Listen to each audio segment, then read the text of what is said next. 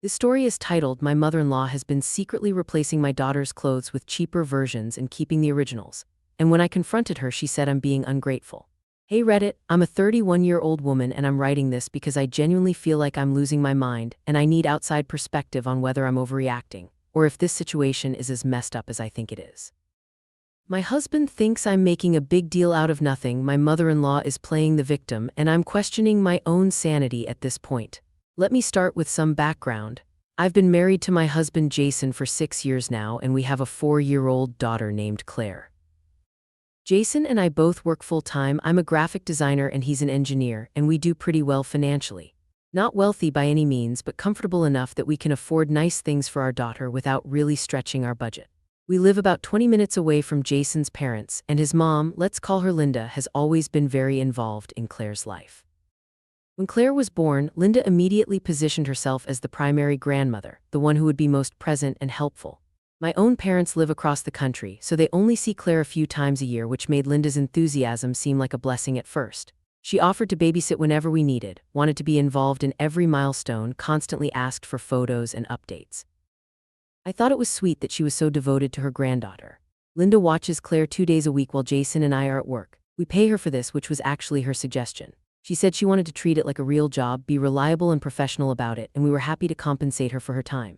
She charges us way less than a daycare would cost, and Claire loves spending time with her grandmother, so it seemed like the perfect arrangement. Over the years, I've noticed that Linda can be a bit possessive about Claire. She'll make comments about how Claire looks just like Jason did as a baby, how she has the family nose, how certain personality traits clearly come from their side of the family. She'll post pictures of Claire on her Facebook with captions like my baby girl or my little princess, which always rubbed me the wrong way, but I never said anything because I didn't want to seem petty or controlling. Linda also loves to buy things for Claire. Clothes, toys, books, you name it. At first I appreciated the generosity, but it got to the point where Claire's closet was overflowing and I had to start asking Linda to check with me before buying more stuff. Linda didn't take this well, said I was being ungrateful and that she just wanted to spoil her granddaughter. Jason took his mom's side, said I was being too sensitive, that his mom was just excited and I should be happy Claire had a grandmother who cared so much. About 6 months ago, I started noticing something weird. Claire would come home from Linda's house wearing different clothes than what I'd sent her in. Not drastically different, but like, I'd send her in a specific brand name dress with little flowers on it, and she'd come home in a similar dress but slightly different quality, different stitching, not quite the same. When I'd ask Linda about it, she'd say, oh, Claire spilled something on her dress so I changed her, or Claire wanted to wear this outfit instead. At first I didn't think much of it. Kids spill things, kids change their minds about outfits, it seemed totally normal. But it kept happening consistently almost every time Claire spent the day at Linda's. And it wasn't just dresses, it was shirts, pants, jackets, even shoes sometimes. Claire would leave in one outfit and come home in something similar but not quite the same. I started paying closer attention, taking mental notes of exactly what Claire was wearing when I dropped her off. I even started taking photos on my phone before we left the house, just to make sure I wasn't going crazy or misremembering. And sure enough, the clothes Claire came home in were definitely not the same clothes she'd left in. When I brought this up to Jason, he thought I was being ridiculous. He said I was obsessing over nothing, that all kids' clothes look the same anyway, that I was probably just confused. He actually laughed at me when I showed him the photos I'd been taking, said I was acting paranoid and weird. That made me feel like maybe I was overreacting, like maybe I was seeing patterns that weren't really there. But then about 2 months ago, something happened that confirmed my suspicions. I was at Target with a friend and I saw Linda across the store. She was in the children's section and she had a shopping cart full of clothes. I watched her for a minute and she was holding up items and comparing them carefully, looking at tags, clearly trying to match something. I didn't approach her because something about the whole thing felt off, but I kept an eye on what she was doing. She was holding a dress that looked exactly like one I'd recently bought for Claire, a pink dress with butterflies from a nice boutique that had cost me about $60. Linda was comparing it to a cheaper version from Target, holding them up side by side, checking the details. Then she put the expensive-looking one in her cart and left the Target version on the rack. I felt this cold dread wash over me. Was Linda somehow getting Claire's nice clothes and replacing them with cheaper versions? But how would that even work? And why would she do that? It seemed so bizarre and elaborate that I convinced myself I must be misunderstanding the situation. That night, I went through Claire's closet carefully, really examined every piece of clothing, and that's when I started noticing the differences. The dress I'd bought from the boutique, the pink one with butterflies, was there in Claire's closet, but when I looked closely, it wasn't the same dress. The fabric was thinner, the stitching was different, the butterflies were printed instead of embroidered. It was a very good knockoff, but it wasn't the original. I started checking other items. The designer jeans I'd bought her for her birthday replaced with a cheaper brand in the same wash. The Ralph Lauren polo shirts swapped for Old Navy versions in the same colors. The expensive winter coat from Patagonia switched with a similar-looking one from Target. It was systematic, it was deliberate, and it had clearly been going on for months. I felt sick to my stomach. My mother-in-law had been stealing my daughter's clothes and replacing them with cheaper versions. But why? What could she possibly want with a 4-year-old's wardrobe? I needed to know for sure before I accused her of anything, so I came up with a plan. I bought Claire a very distinctive dress, custom-made from an Etsy seller with Claire's name embroidered on the collar in a specific purple thread. It was one of a kind, completely unique, impossible to replicate exactly. I took detailed photos of every aspect of the dress, the embroidery, the specific shade of purple, the pattern of the fabric, everything.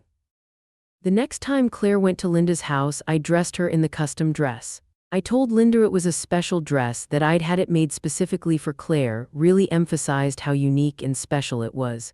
Linda complimented it, said how beautiful it was, how lucky Claire was to have such nice things. When I picked Claire up that evening, she was wearing a different dress entirely. Linda said Claire had spilled juice all over the special dress and it was in the wash. She'd send it home clean next time. I didn't argue, just took Claire home and waited. 2 days later, Linda returned the dress, but the moment I looked at it, I knew it wasn't the same one.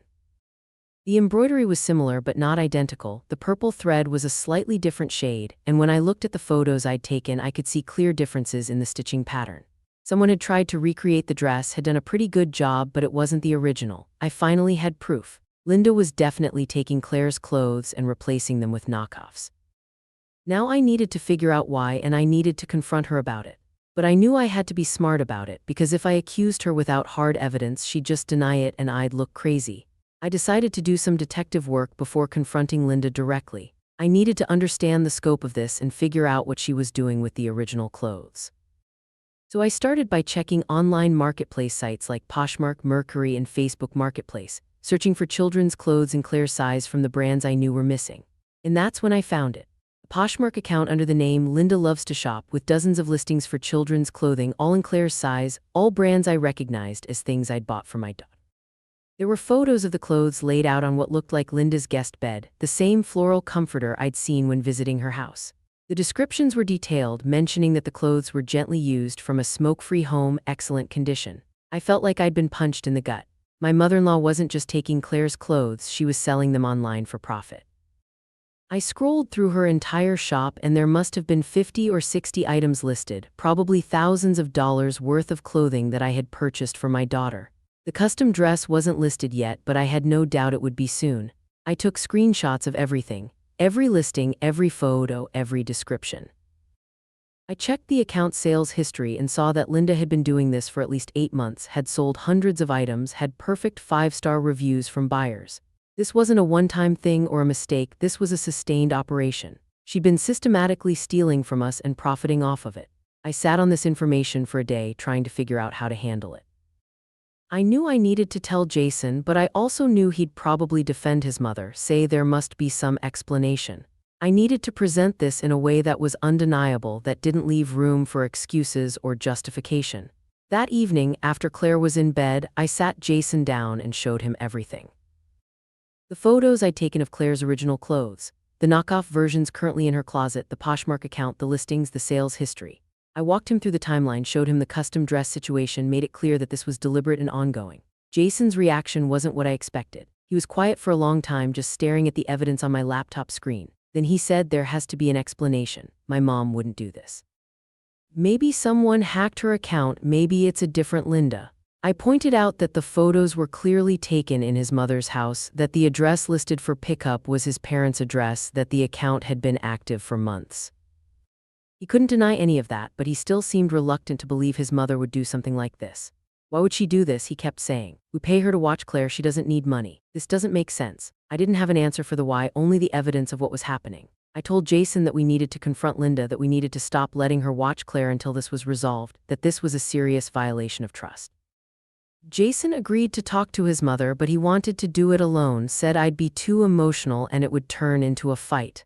I wasn't happy about being excluded, but I agreed to let Jason handle it initially. He called Linda that night and asked her to come over the next day, said we needed to discuss something important about Claire. Linda sounded worried on the phone, asked if Claire was okay, if something had happened. Jason assured her Claire was fine but didn't give any other details. The next afternoon, Linda arrived at our house looking nervous. She'd brought cookies for Claire, which felt almost manipulative in hindsight, like she was trying to secure her position as the loving grandmother before whatever conversation was about to happen. I sent Claire to play in her room and the three of us sat down in the living room. Jason took the lead, which I appreciated even though I wanted to say plenty myself. He pulled up the Poshmark account on his laptop and turned the screen toward Linda. "Mom," he said, "is this your account?" Linda's face went through several expressions in quick succession: surprise, fear, calculation, and then defensiveness. She looked at the screen, then at Jason, then at me, clearly trying to figure out how to play this. "I can explain," she said finally. "Please do," I said, unable to keep the edge out of my voice. Linda took a deep breath and launched into what was clearly a prepared explanation, like she'd been expecting to get caught eventually. She said that yes, she'd been selling some of Claire's clothes online, but only because Claire had so many clothes and most of them barely got worn. She said she thought she was helping us by decluttering, that she was going to give us the money from the sales, she just hadn't gotten around to it yet. "That's not true," I said. "You've been replacing the clothes with cheaper versions. You've been keeping the nice clothes I buy for Claire and swapping them with knockoffs. That's not decluttering, that's stealing." Linda's expression hardened. "I am not a thief," she said coldly. "I would never steal from my own family. You're being dramatic and ungrateful. I spend 2 days a week taking care of your daughter. I love her like my own, and this is how you repay me, by accusing me of theft." Jason jumped in, trying to mediate. "Mom, we have proof. Look at these photos. The clothes Claire comes home in aren't the same clothes she arrives in. You've been systematically replacing everything expensive with cheap versions." "Why?" Linda stood up, her face flushed with anger. "You two are ungrateful," she said. "I have done nothing but help you since Claire was born. I babysit for practically nothing. I buy her gifts. I'm there for every little thing, and you accuse me of stealing. Maybe I did sell a few outfits that Claire had outgrown or didn't wear anymore, but that's not stealing, that's being practical." "Claire hasn't outgrown anything," I said, standing up too. "She's still wearing these sizes. And you didn't sell outgrown clothes, you sold the clothes off her back and replaced them with fakes." "I have proof, Linda. I have photos. I have the knockoff dress you tried to pass off as the custom one I made. You can't talk your way out of this." Linda grabbed her purse and headed for the door. "I don't have to listen to this," she said. "I have been nothing but good to this family, and this is the thanks I get. You're going to regret this. You're going to realize how much you need me, and by then it'll be too late." She slammed the door on her way out, and Jason and I just stood there in shock. I'd expected denial, maybe some tears, but not this level of anger and deflection. Linda genuinely seemed to believe she'd done nothing wrong, that we were the ones being unreasonable. Jason sank down onto the couch, his head in his hands. "I can't believe she wouldn't just admit it," he said. "Even with all the evidence right there, she's still acting like we're the bad guys. What do we do now?" I asked. Jason was quiet for a long time, then he said, "We can't let her watch Claire anymore. I don't know what's going on with my mom, but clearly she has some issues we didn't know about. We need to find other childcare." I agreed, relieved that Jason was finally on my side, but I also knew this was just the beginning. Linda wasn't going to let this go quietly, and we were about to find out just how messy things could get. The next few days were tense. Linda didn't call or text, which was unusual for her. Normally, she'd message several times a day asking about Claire, sending links to things she wanted to buy, making plans. The silence was almost eerie, like the calm before a storm. Jason tried calling his dad to explain the situation, but his father said he didn't want to get involved in drama between Jason and Linda, that they needed to work it out themselves. Apparently, Linda had already told him her version of events, painting herself as the victim of ungrateful children who were keeping her from her granddaughter. We scrambled to find alternative childcare for Claire. I adjusted my work schedule so I could work from home 3 days a week instead of 2, and Jason did the same. We found a lovely babysitter, a college student named Maya who was studying early childhood education, to cover the remaining days. It was more expensive than paying Linda, and it required a lot of schedule juggling, but it was worth it to not have my daughter's clothes stolen. Claire was confused about why she wasn't going to Grandma's house anymore. She kept asking when she could see Grandma. Linda said she missed her. I tried to explain in age-appropriate terms that Grandma had done something wrong and we needed some time apart.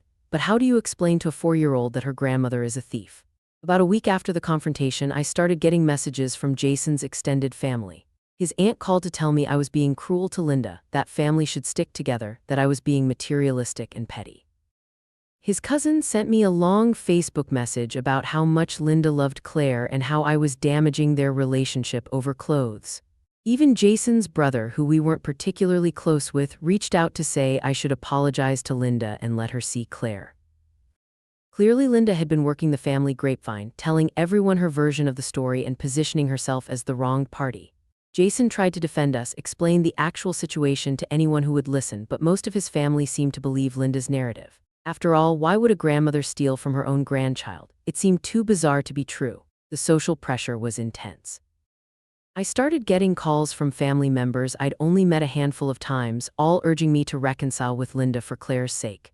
They said things like she's Claire's grandmother, she has a right to see her, and you're being vindictive and it's just clothes, is it really worth destroying the family over? I felt like I was going crazy. Was I being unreasonable? Was this really just about clothes like everyone kept saying, or was it about the violation of trust, the lying, the stealing, the manipulation? I talked to my sister about it and she was firmly on my side. She said this wasn't about the monetary value of the clothes, it was about Linda's complete lack of respect for boundaries and her willingness to steal from her own family. Jason was struggling too. He loved his mother, had always had a good relationship with her, and this situation was tearing him apart. He knew what she'd done was wrong, but he was also feeling pressure from his entire family to forgive her and move on. He suggested maybe we could let Linda see Claire in supervised visits, that we didn't have to let her babysit but we could still maintain some relationship. I wasn't comfortable with that. Linda had shown no remorse, hadn't apologized, was still acting like she was the victim. What message would it send to allow her back into Claire's life with no consequences? But I also understood Jason's position, that this was his mother and cutting her off completely was a huge decision. We were at an impasse when something happened that changed everything. I got a notification on my phone from Poshmark. Someone had tagged me in a comment on one of Linda's listings. Curious and filled with dread, I opened the app and looked at what they'd tagged me in. It was a listing for the custom dress, the one with Claire's name embroidered on it. Linda had posted it with photos and a detailed description, saying it was a custom boutique dress, one of a kind, perfect condition. She was selling it for $85, more than I'd paid for the original, but what had caught someone's attention was the embroidery. Claire's name was right there in the photos, clear as day. And someone had commented, this dress has a child's name on it, did you get permission to sell this? And then tagged several other users, and a whole conversation had started about whether this was appropriate, whether Linda had permission, whether something shady was going on. I read through the comments, watching in real time as people started questioning Linda's entire shop. Someone said they'd noticed all the clothes were the same size, asked if Linda was reselling clothes she was supposed to be consigning. Another person pointed out that some of the photos looked like they were taken without the child's knowledge. Someone else mentioned that reselling personalized items with a child's name visible was a safety concern. Linda had tried to respond to the comments, defending herself, but she was just digging herself deeper. She'd said something like, "These are my granddaughter's clothes and I can sell them if I want," which prompted even more questions about whether the child's parents knew, whether this was legal, whether Poshmark's terms of service even allowed this. I took screenshots of everything and showed Jason. This was getting out of control. Linda's online shopping operation was now public drama with strangers questioning her ethics. Jason looked horrified, said he needed to call his mother immediately and tell her to take down the listings. But when Jason called Linda, she didn't answer. He tried several times that evening, left voicemails asking her to call him back, but she didn't respond. Finally, around 10 p.m., Linda's husband, Jason's father, called back. He sounded tired and frustrated. "Your mother is very upset," he said to Jason. "She's been crying all day. She says you and your wife have turned the whole family against her, that people on the internet are attacking her now, that her reputation is ruined." Jason tried to explain that Linda had brought this on herself by selling Claire's clothes without permission, but his father cut him off. He said that regardless of what Linda had done, we were handling it wrong, that we should have dealt with it privately instead of letting it become public drama. He said Linda was talking about pressing charges against me for defamation, that she'd consulted with a lawyer friend who said she might have a case. I felt a cold wave of fear. Could Linda actually sue me? I hadn't posted anything publicly about the situation, I'd only shown evidence to Jason and talked about it with my own family. But the paranoid part of my brain worried that maybe I'd crossed some legal line I didn't know about. Jason defended me, told his father that Linda was being ridiculous, that if anyone should be talking to lawyers it was us, since Linda had literally stolen from our child. His father sighed and said he wished everyone would just calm down and work this out like adults, then hung up. That night I couldn't sleep. I kept thinking about Linda's threat to sue, about the family pressure, about Claire asking when she could see her grandmother. I felt guilty for creating this mess, even though I knew logically that Linda had created it by stealing in the first place. The next morning, I woke up to discover that Linda had deleted her entire Poshmark account. All the listings were gone, the account was deactivated, like she'd tried to erase all evidence of what she'd been doing. But I still had my screenshots, dozens of them, documenting everything. I also found out that Linda had posted on Facebook a long emotional post about how she was being accused of terrible things by her son and daughter-in-law, how she was being kept from her beloved granddaughter over a misunderstanding, how heartbroken she was. She didn't mention the specifics of what she'd done, just painted herself as a victim of cruel accusations. The post had dozens of comments, mostly from Jason's family members and Linda's friends, all offering support and sympathy. People were saying things like, "I can't believe they'd treat you this way," and "You're such a devoted grandmother, they don't know how lucky they are," and "Some people are so ungrateful." A few people asked what had actually happened, but Linda didn't provide details, just kept saying it was a private family matter and she couldn't discuss it. Jason was furious when he saw the post. He commented on it, a long detailed comment explaining exactly what his mother had done, that she'd been stealing Claire's clothes and selling them online, that this wasn't a misunderstanding but a deliberate pattern of theft. He posted screenshots of some of the Poshmark listings and explained about the custom dress with Claire's name on it. Within an hour, Linda had deleted Jason's comment and blocked him on Facebook. But the damage was done. Several people had seen his comment and the screenshots before they were deleted. Jason started getting private messages from family members, some supporting us and saying they couldn't believe Linda would do such a thing, others saying Jason shouldn't have aired dirty laundry publicly and made his mother look bad. The family was fracturing into camps. Some people believed us and were horrified by Linda's behavior. Others thought we were overreacting and being cruel to an old woman who just made a mistake. And still others didn't want to get involved at all and wished everyone would just shut up about it. In the middle of all this family drama, I had to keep working, keep taking care of Claire, keep pretending like everything was normal. Claire was picking up on the tension, asking more questions about Grandma Linda, saying she missed her cookies and her toy room. It broke my heart that Linda's actions had created the situation, that Claire was the one suffering most from the loss of that relationship. About 2 weeks after the initial confrontation, Linda made a surprise appearance at our house. I was working from home, and Claire was there with me since it was my day to watch her. I heard the doorbell and looked through the peephole to see Linda standing on the porch holding a large gift bag. My first instinct was not to answer the door. Linda had shown no remorse, hadn't apologized, had instead launched a family-wide campaign to paint herself as the victim. But before I could decide what to do, Claire heard the doorbell and came running, yelling, "Maybe it's Grandma." I couldn't lie to my daughter or hide her from her grandmother when she was standing right there. So I opened the door, but I didn't invite Linda inside. I stood in the doorway, blocking her entrance, and said hello in a neutral tone. Linda immediately started crying. She said she missed Claire so much that she couldn't sleep at night knowing her granddaughter was being kept from her, that she'd brought some gifts to show how much she loved Claire. Claire was reaching for Linda, saying, "Grandma, Grandma." And it took all my strength not to just hand her over. I told Claire to go play in her room for a minute, that I needed to talk to Grandma alone. Claire pouted but obeyed, leaving me and Linda alone on the porch.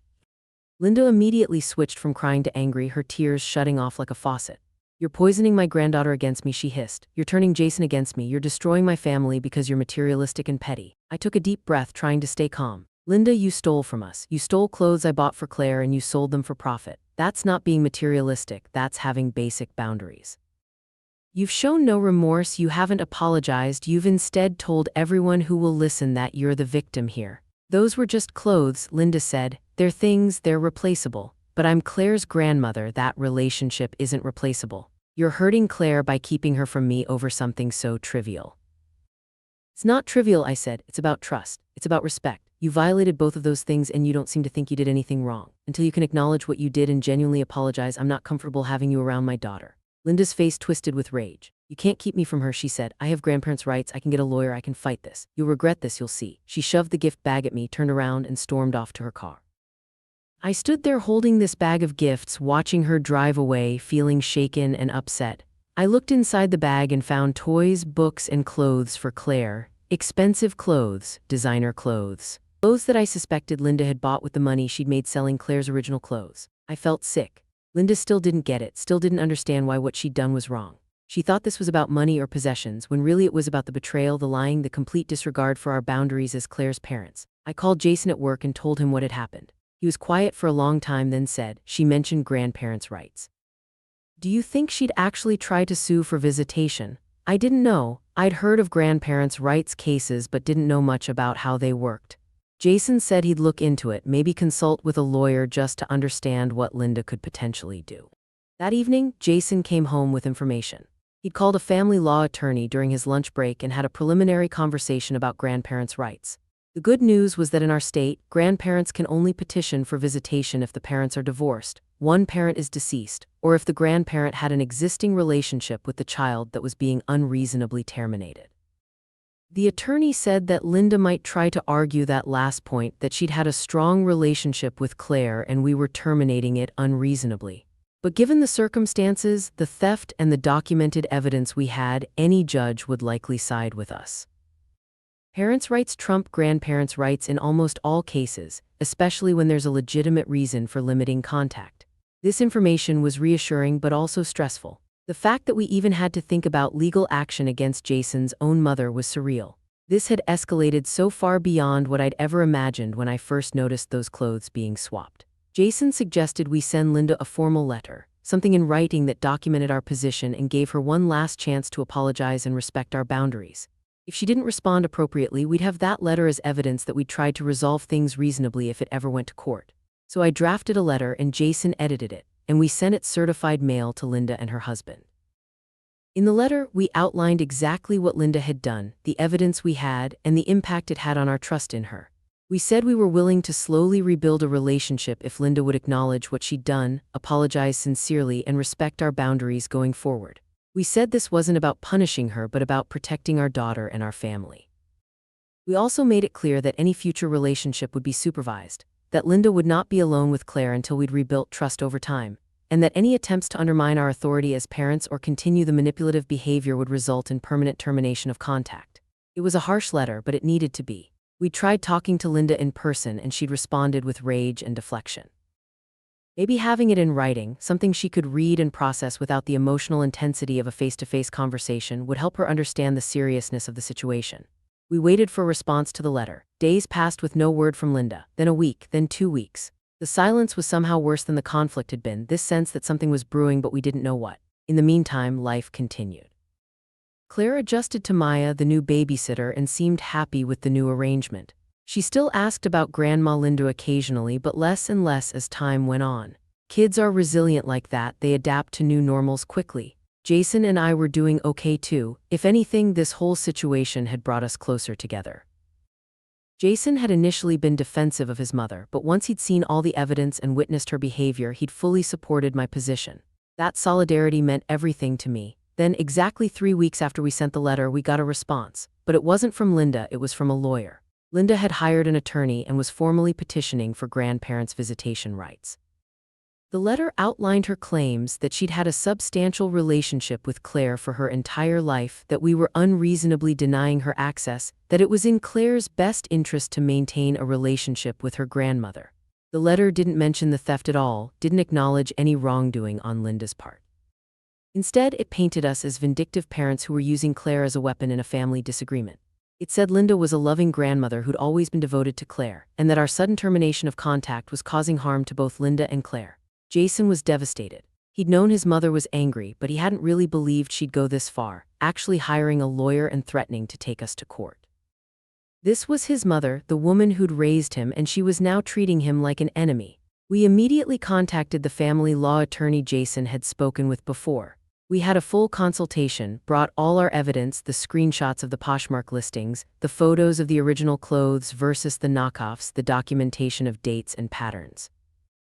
The attorney reviewed everything carefully. Her opinion was that we had a very strong case. The theft was documented, we had legitimate reasons for limiting contact, and we'd even attempted to reconcile before Linda escalated to legal action. The attorney said that Linda's petition would likely be dismissed, but we should still take it seriously and prepare a formal response. So that's what we did. We hired the attorney to represent us, and she drafted a response to Linda's petition. In it, we outlined the full scope of Linda's behavior, included all the evidence, and argued that maintaining contact with someone who'd stolen from the family and shown no remorse was not in Claire's best interest. The court date was set for 2 months out. 2 months of waiting, of anxiety, of wondering what would happen. Linda was still campaigning on social media, posting vague things about missing her granddaughter and being kept from the light of her life. She never mentioned the theft or gave any context, just positioned herself as a heartbroken grandmother. Some of Jason's family members reached out to us privately, saying they'd heard about the court case and thought Linda was going too far. These were people who'd initially taken Linda's side, but watching her hire a lawyer to sue her own son had shifted their perspective.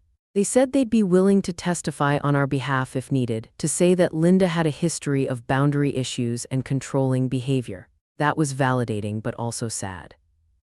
It meant Linda's problems weren't new, other people had noticed them too, but no one had ever really confronted her about it. Jason had grown up with this as normal, his mother being possessive and controlling, and he'd never questioned it until now. As the court date approached, I was a mess of anxiety. I had to take time off work to meet with our attorney to prepare my testimony, to go through every detail of what had happened.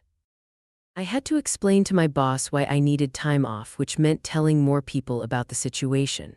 The embarrassment of it all was overwhelming, having to admit that my mother-in-law stole from us and we're now in a legal battle over grandparents' rights. The week before the court date, Linda tried one more time to contact us directly. She sent a text to Jason that said, "Please don't make us do this in court. Let's just work this out as a family. I'm willing to forget everything if you'll just let me see Claire." Jason showed me the text and asked what I thought. Part of me wanted to avoid court, wanted to just let Linda have supervised visits and be done with the whole mess. But the other part of me, the part that was angry about the theft and the lies and the manipulation, didn't want to reward her behavior with exactly what she wanted. We texted back saying we were still willing to work things out, but only if Linda would acknowledge what she'd done and apologize genuinely. We said we'd sent her a letter weeks ago outlining our terms, and those terms hadn't changed. If she wanted to resolve this without court, the ball was in her court. Linda didn't respond to that text. I think she'd expected us to just cave, to be so intimidated by the legal process that we'd give in to her demands. When we didn't, when we held firm on our boundaries, she had nothing else to say. The court date arrived. Jason and I dressed professionally, met our attorney at the courthouse, and prepared for what we hoped would be a quick dismissal of Linda's petition. Linda was there with her attorney, and she looked small and sad, clearly playing up the heartbroken grandmother angle. The hearing itself was surreal. Linda's attorney went first, presenting her case that Linda had been a devoted grandmother, that she'd cared for Claire regularly, that the sudden termination of contact was harmful and unreasonable. Linda testified, crying on the stand, talking about how much she loved Claire and how much she missed her. Then it was our turn. Our attorney presented all the evidence, the Poshmark screenshots, the photos of the swapped clothes, the pattern of behavior over months. I testified about discovering the theft, about trying to address it directly with Linda, about her refusal to acknowledge wrongdoing. Jason testified about his mother's history of boundary issues, about the family pressure and manipulation. The judge listened to everything, asked clarifying questions, and then asked Linda directly if she'd been selling Claire's clothes without our permission. Linda tried to deflect, said it was a misunderstanding, that she'd only sold clothes Claire had outgrown. Our attorney immediately countered with the evidence of the custom dress, the one with Claire's name embroidered on it, asking how that could be something Claire had outgrown when it still fit her. Linda had no good answer for that. The judge looked disappointed, said something about how grandparents' rights existed to protect genuine relationships, not to enable grandparents who'd violated their children's trust. He dismissed Linda's petition, said that we as parents had the right to determine who had access to our child, especially when there was documented evidence of theft and deception. It was over. We'd won. Linda's attorney looked frustrated. Linda herself was crying angry tears, and we were just relieved. We thanked our attorney, walked out of the courthouse, and sat in the car for a few minutes just processing what had happened. Jason was quiet on the drive home. I asked him if he was okay, and he said, "I don't know, I'm glad we won, but I can't believe my mom actually took us to court. I can't believe our relationship is so broken that it came to this." I reached over and squeezed his hand. "I'm sorry," I said. "I know this isn't what you wanted. It's not your fault," he said. "You were just protecting our family. My mom did this to herself. That was 3 months ago now." Life has slowly returned to a new normal, one without Linda's constant presence. Claire has stopped asking about Grandma. Linda has fully bonded with Maya, our babysitter, seems happy and well-adjusted. Sometimes I wonder if we should feel guilty about depriving her of a grandmother relationship, but then I remember the theft and the lies, and I know we made the right choice. Jason's relationship with his mother is essentially non-existent now. After the court case, Linda sent him one final text saying that he'd made his choice and he'd have to live with the consequences of choosing his wife over his mother. Jason didn't respond, and they haven't spoken since. Jason's father has reached out a few times trying to mediate, but Jason has told him that any relationship with his parents would require Linda to genuinely acknowledge what she did and apologize, and that hasn't happened. His father seems sad about the whole situation but unwilling to push Linda to take accountability. Some of Jason's extended family has stayed in touch with us, but others have cut us off completely. viewing us as the villains who took a grandmother away from her grandchild. I've had to accept that some people will never understand our perspective, will never see how serious Linda's violations were. I've been going to therapy to process everything that happened. My therapist has helped me understand that Linda's behavior was a form of financial abuse, that the theft was just one symptom of deeper control issues. She's helped me work through the guilt I feel about being the one who discovered the theft and set off this chain of events. Jason has started therapy too, working through his complicated feelings about his mother and his childhood. He's realizing that a lot of things he thought were normal growing up were actually signs of Linda's controlling, boundary-violating behavior. It's painful for him to re-examine his whole relationship with his mother, but he says it's necessary. We've also talked about whether we'd ever let Linda back into our lives, under what circumstances we'd be willing to rebuild that bridge. We both agree that it would require Linda to do serious work, to genuinely understand what she did wrong, to respect our authority as parents. We're not holding our breath waiting for that to happen. The silver lining in all of this is that it's made Jason and me stronger as a couple and as parents. We've learned to trust our instincts, to set firm boundaries, to prioritize our nuclear family over extended family pressure. We've learned that sometimes loving someone means holding them accountable, even when it's hard. Claire is thriving. She's in preschool now, has made lots of friends, is hitting all her developmental milestones. She occasionally mentions Grandma Linda in passing, usually in the context of remembering something they did together, but it's not with sadness or longing. She's moved on in the way kids do, accepting her current reality without dwelling on what was lost. I've also become more conscious of how I dress Claire now. I still buy her nice clothes because I enjoy it and we can afford it, but I'm not as attached to specific items anymore. I've learned that things are just things, replaceable and ultimately not that important. What matters is the trust and integrity within our family, and those things aren't for sale.